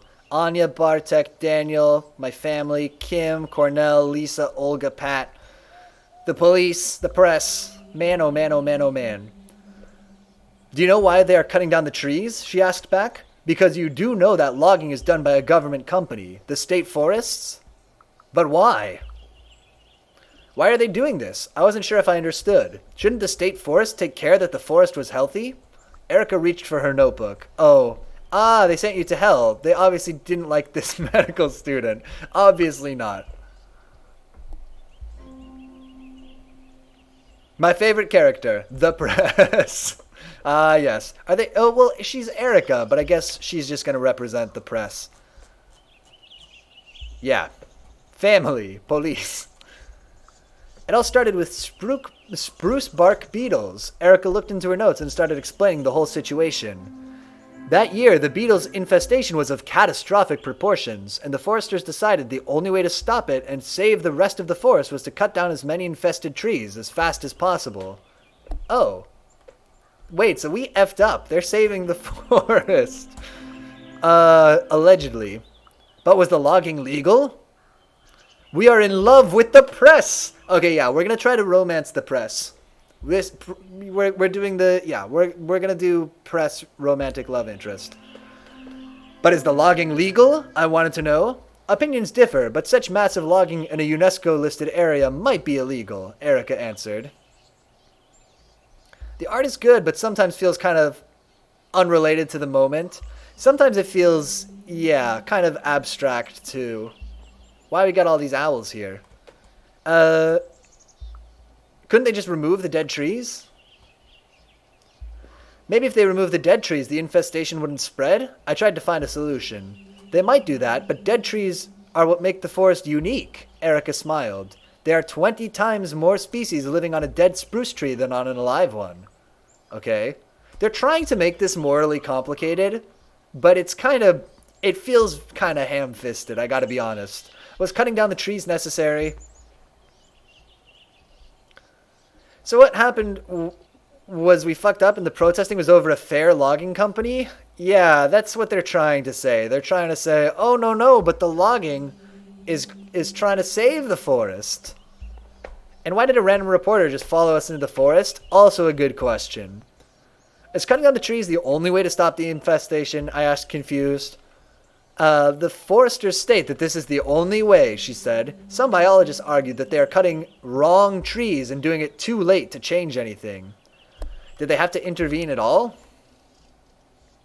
Couldn't they just leave the Pusha alone and let nature take its course? I asked.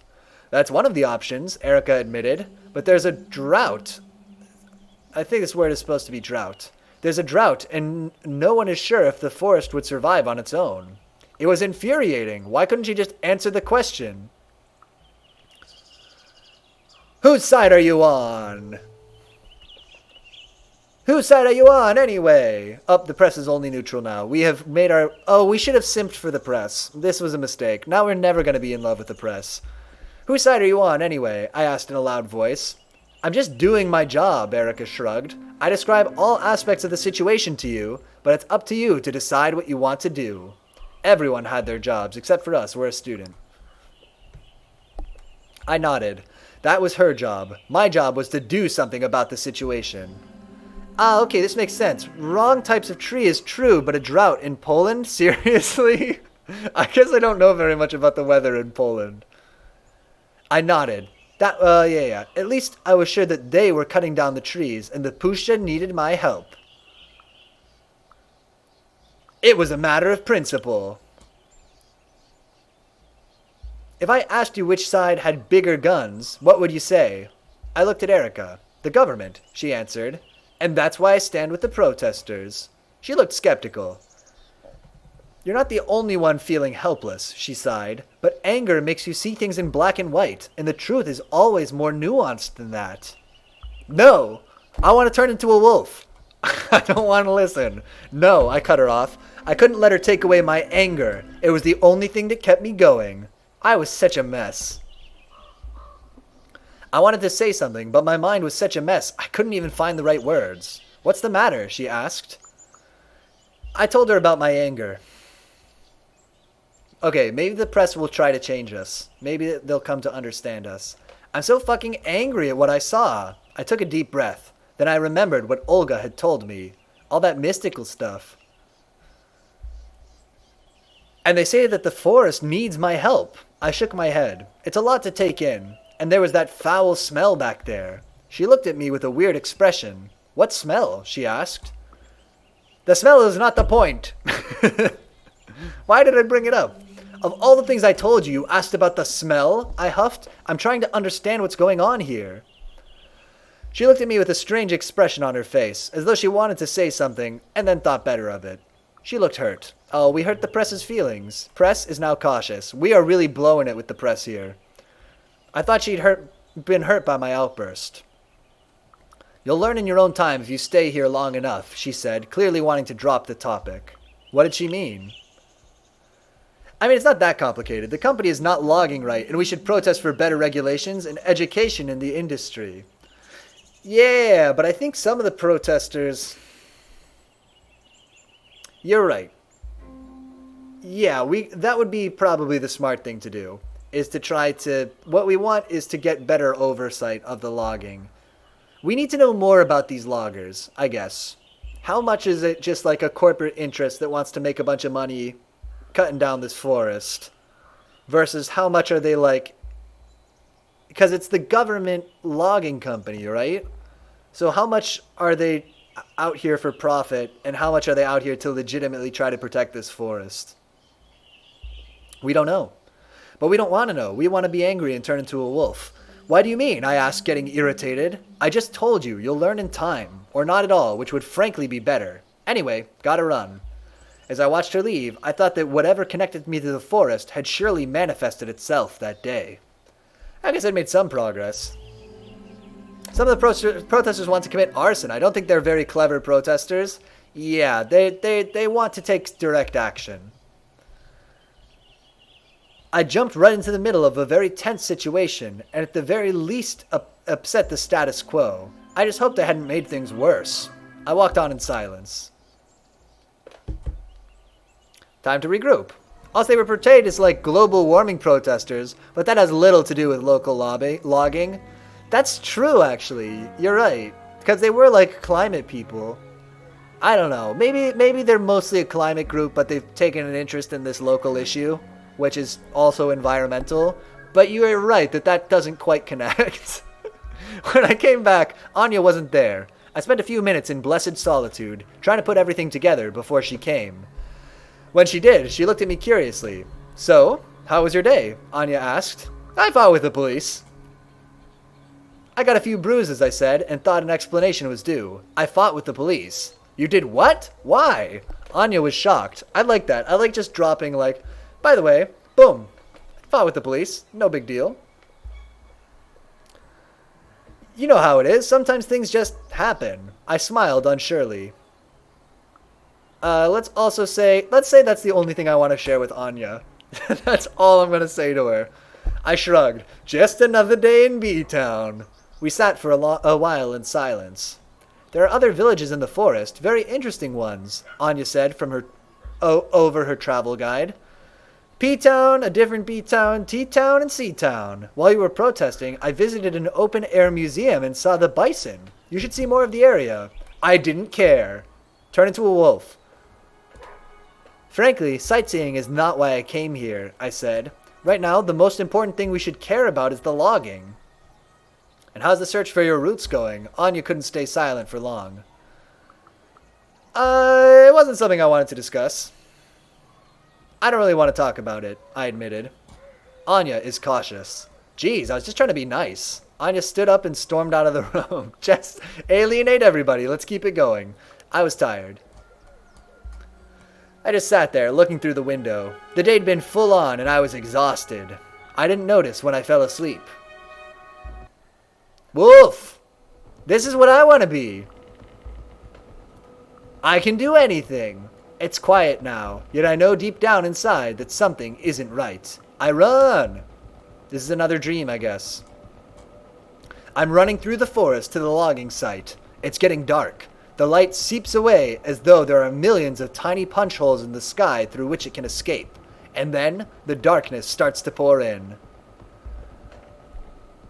Though not an expert or that good as someone studying a little of ecology, I feel this game doesn't go into much detail in mixing up some details. It feels like... I think that some of the details are for plot convenience, is what it feels like to me. Yeah, is that it's just like... Because you're right, like the drought in Poland is weird, and it's like, oh, they've got to cut down these trees for the beetle infestation, but, you know, maybe they're not cutting down the right trees, and people disagree about this, and I don't know. It feels very, very like it's trying to drive the plot. I don't know. Also, isn't Poland like mostly full of forests? It's mostly fine and unaffected, but I don't know much of Poland. I don't know either, to be honest. I'm running through the forest to the logging site. It's getting dark. The light seeps away as though there are millions... Oh, we read this already. I welcome the darkness. Welcome it. Turn into a wolf. It's thick, oily, snake-like. It wraps around my ankles, caresses my wrists, then takes my hand and leads me to the site. It's full of maimed bodies. They are all trees, fallen trees, still alive, still struggling for air. Oh, okay, so the bodies that we find in the dream are all the trees that are getting cut down. Okay, and from before, presumably, too. And there's the stench. I can smell them. The stench is dark, rancid, putrid. There are monsters at the edge of the forest. They have long skeletal arms. They are wrapped in glistening black intestines, and each arm has a wide, gaping mandible full of whirring blades. They snap at me blindly. I feel rage pumping through me like molten lava, bubbling from the ground, through my feet, up my legs, through my chest, to my head. I suddenly explode. Personally, I think like a better idea would have the protesters like weird forest spirit people, or forest spirit people rather than environmental people. I think maybe I kind of think that that might be the deal with Cornell, right? Because they said that it seemed like, because he was like kind of a mystical guy. He was at the place of power. They said that it seemed like he was kind of inviting us into a cult, although maybe they just mean like it had that vibe. But I wonder if because like the protesters were split into two camps, right? And we went with the angry people who are, but I guess maybe, I don't know, maybe if we'd gone with Cornell, it would have been different and more like that. I don't know, though. That's speculation. I suddenly explode. Best line so far. I suddenly explode. The end. I charge.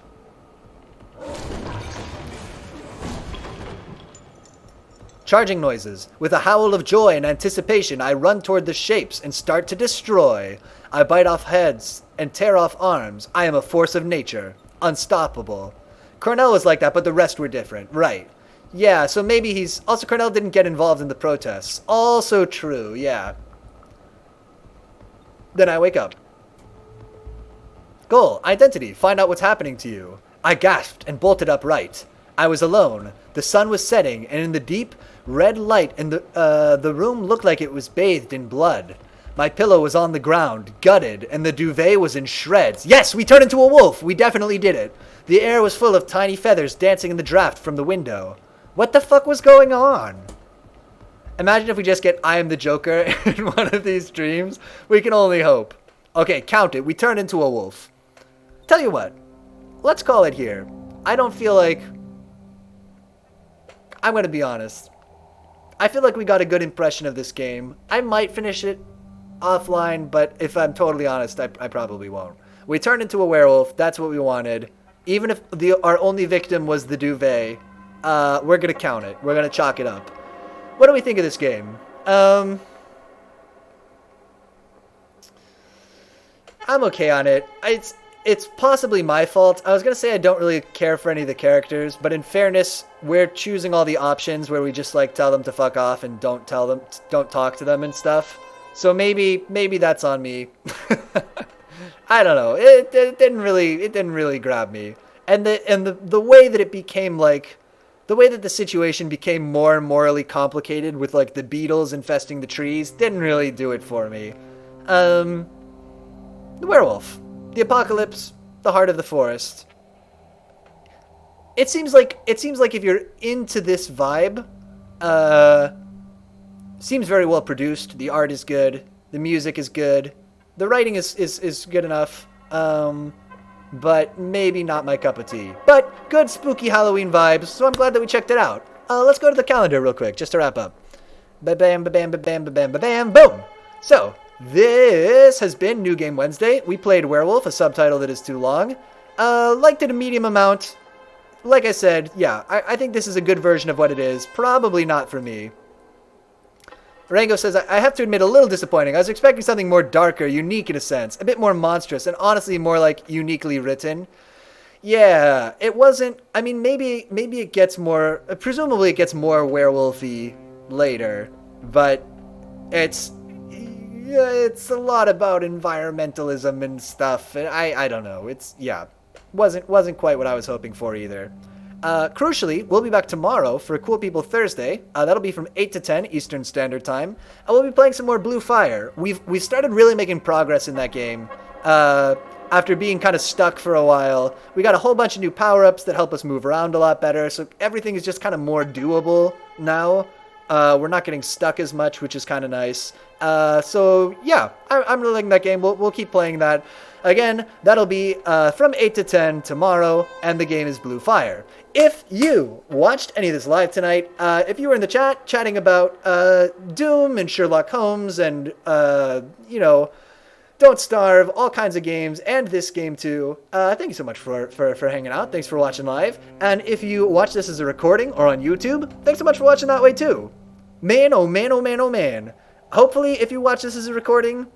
you're not disappointed that we just stopped before getting to the end. Maybe check it out for yourself. Yeah, but the later parts are probably like more normal teen werewolf stuff than a real struggle or werewolf vibe, if you get me. I actually agree. It does seem like it's heading in that direction. Anyway, however you watch this, thank you so much for watching. And until next time, I will See you later.